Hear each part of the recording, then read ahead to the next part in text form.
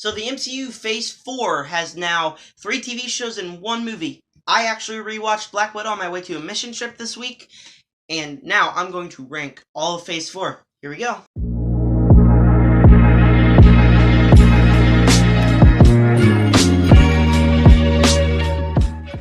Hello everybody, my name is Zachary Movie Chat, and I love the MCU, and when they announced they're doing Phase 4, I was like, that's different, but it could be very well, and so far Phase 4 has been okay. It's got some really good TV shows, even though some of them kind of ended out disappointingly, and Black Widow. So I'll talk about all those in my opinions, but before I do that, subscribe, hit the like button, hit the bell, and quick shout out to David A.R. Wright. If you are a Christian, which you should be, you've probably heard of David A.R. Wright. He directed the God's Not Dead movies. He's written books, so the reason I'm shouting him out is because on my mission trip Thursday, actually, while we were outside singing worship songs to God, they were making a movie on campus, and they were actually there, and David White is the director. So we got to meet David White. Here's a picture right here. But, that was really awesome. Me and my friends got to meet David White. And so, yeah, that was just a pretty neat experience. So shout at him. He's making a new film. I'm not going to give you a title or anything because I'm not sure if it's, under wraps or anything. But still, shout at him. You should probably be looking for PureFlix for his new movie. I'm not sure if it's going to be out this year or next year, but they're in the middle of shooting. We had to see the set. It was a very cool experience. And subscribe, hit the like button, hit the bell, comment down below. What is your ranking of MCU Phase 4? And with that said, last place is going to be Black Widow. And disappointingly, this is by a long shot. Now, the first time I watched Black Widow, the first act was not good. It felt not like an MCU film. In fact, I told my friend Brandon this, and he goes, Zach, not every movie has to have a $3 million budget. And I was like, an MCU movie does. And this just felt like it didn't have a $3 million budget. It didn't feel like it had a budget at all. It felt like it was a direct-to-video film. And that was really disappointing. But as we got to the halfway point, the rest on, I was like, yeah, that's a really good movie. So I really wanted to watch it again to try to get the most out of the first act. And it worked. It worked a lot. The first act, I paid a lot closer attention to the action sequences. I thought a lot of the action sequences were amazing in the first act. That goes against what I said in my review, but that goes true for here. A lot of the action sequences in the first act were amazing, and still the family dynamic in the second act was great. But rewatching this with my friend Acario, I still felt the same way about the third act. It's very weak, and it completely undermines the rest of the film, what we do for the journey just to get to the end, which is kind of just like a ginormous action sequence that doesn't fit the movie. You feel that this is a personal story to Black Widow, and it just kind of goes through this fate of the world stuff, and none of it's really entertaining. There's some great moments, like at the end, like the Taskmaster final fight between Black Widow and Taskmaster. The ending was great, but the journey from where the third act starts to where it ends is very disappointing. It kind of still puts a sour taste in my mouth, and that by far is my biggest negatives, and that's why it's in last place. Again, I might need to watch this again, but I don't feel the need to check out this film a third time. I probably might turn it on if it's on DirecTV, HBO, or something. Or if I really want to, I'll watch it again. This film the third act completely undermines the purpose of the entire film. But there was some nice action sequences, and a lot of things got fixed during my second viewing. But not the third act, and that just leaves a sour taste in my mouth. Third place is WandaVision. Now, this was a show from, the first 3 episodes, I kind of felt like, okay, where is this show going? I was very confused, but by the 4th episode and so on, I started to get oh my gosh, I'm so excited to see what's going to happen, because it builds up the intriguing mystery. That's easily the best part of the show, is the mystery here. But the big problem here is that there's way too many episodes, and the same way as Black Widow, the episode at the end is just this big action sequence is not good at all. So, kicking things off with, the middle acts, or the middle episodes, where we have, this mystery. 4, 5, 6, those were probably the best. And 8. 8 was my favorite, but, and that's near the end, but like the whole show, that just middle and parts of 7 too really got me entertained and really got me intrigued to what's going on here. But the fact that you have 9 episodes for a story that probably should have just been 6 episodes, it's kind of undermining. This is all like, you're just sitting there and you're like, okay, we're just reevaluating the mystery from a different aspect. And as much as I enjoyed those middle episodes, much as I enjoyed the emotions, as much as I enjoyed the characters, this is the weakest show for me because it goes for 9 episodes. You don't need 9 episodes in WandaVision. There's several episodes you could just cut down and made it more like, this should have been just like a 6-episode show, not a 9-episode show. And I know a lot of people disagree with me, but by the end of the show, I was just getting bored with it. In fact, as you see, the 6-episode shows are higher than WandaVision, and just the length of this show is not good. Now, obviously, there's a lot of great things. The mystery, how the film looks, they had a great vibe going here.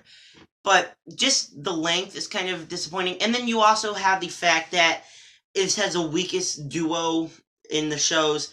I mean, you have Wanda and Vision, and they're a great duo. But they get split up halfway through the show, so you can't really have that dynamic. But it overall was a pretty great show because it has a lot of returning characters, a lot of great stuff, a lot of great visuals. It just captures a vibe of the 80s. I laughed a lot in a lot of the episodes. But overall, after we got some of the intriguing mystery out, I tried to build the mystery more, and I got bored. And then splitting up these people in the end was not a good idea. So, I just got bored with the show.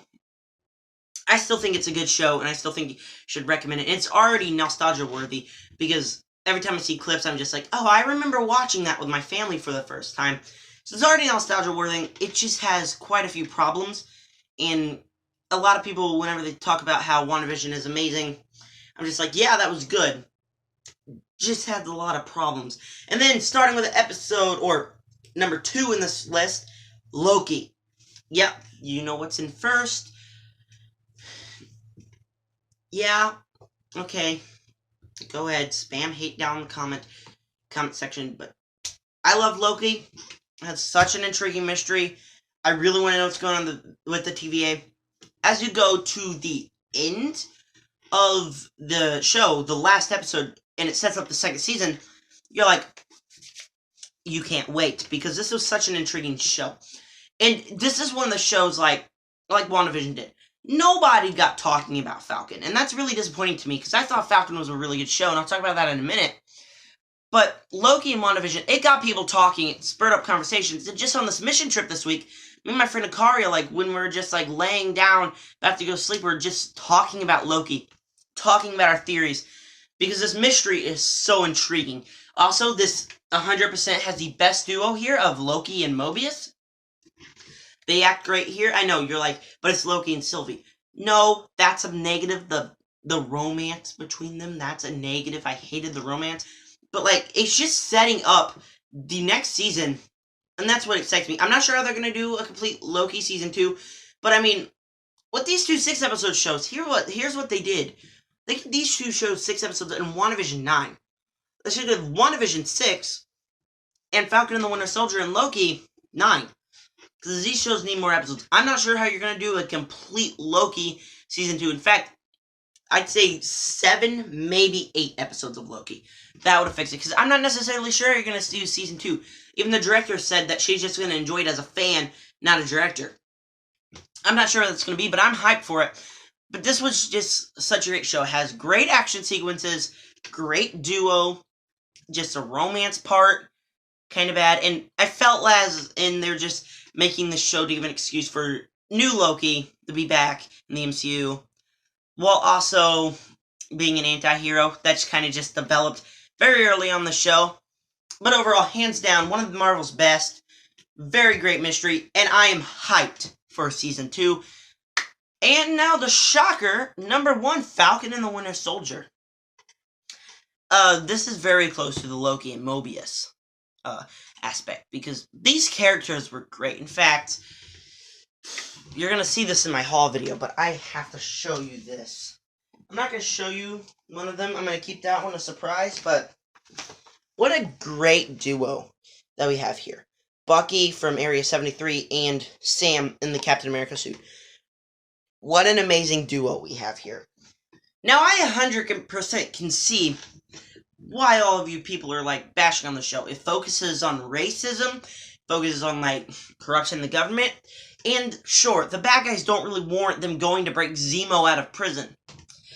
But the racism focus in this, it's very heavy-handed, and it's very emotional, and it's nice to see that in the MCU. As much as I believe in all lives matter instead of just Black Lives Matter, because that's true, God made us all equal. Every single life on Earth matters. But it focuses heavy-handedly on that. It focuses on, like, racism in the government and the super soldier Captain America. And I think all that's great. It has some heavy emotions. The villains here also have an amazing cause. They're like, they want, because of the snap, everyone's just taking back their homes. And the thing that people have, it just shows that Thanos actually did something right. That these people thought something, but, I mean, obviously the world couldn't do it. But so it handles very heavy-handed subjects. The action is great. Obviously, this is an MCU show. And it's got one of the best villains of all time in the MCU. John Walker. I've heard people bashing on John Walker, and I was just like, I hate you. You guys suck. And no, I'm just kidding. That didn't happen. But I, hands down, love John Walker. He's an amazing villain, or anti-hero, and it sets up more into the MCU than it ever has. It has Captain America 4 coming.